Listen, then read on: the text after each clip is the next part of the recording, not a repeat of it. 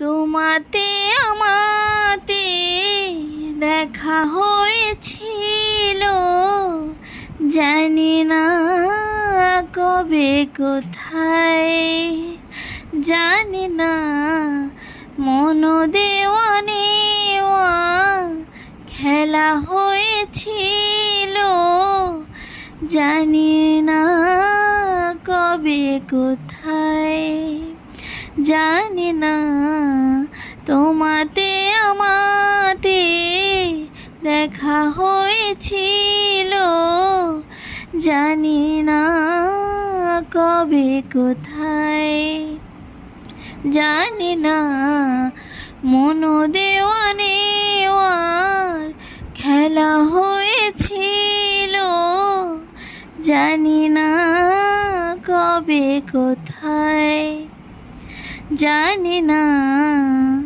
বারে বারে আজও ডাকে ভাঙা খেলা ঘর, আরে ডাকে ফেলে আসা মধুর বাসর, বারে বারে আজও ডাকে ভাঙা খেলা ঘর, আর তাকে ফেলে আসা মধুর বাসর, মন বোঝে না তাকে আর কে বোঝায়, তোমাতে আমাতে দেখা হয়েছিল, জানি না কবে কোথায়, জানি না মন দেওয়া নেওয়া খেলা হয়েছিল, জানি না কবে কোথায়, জানি না।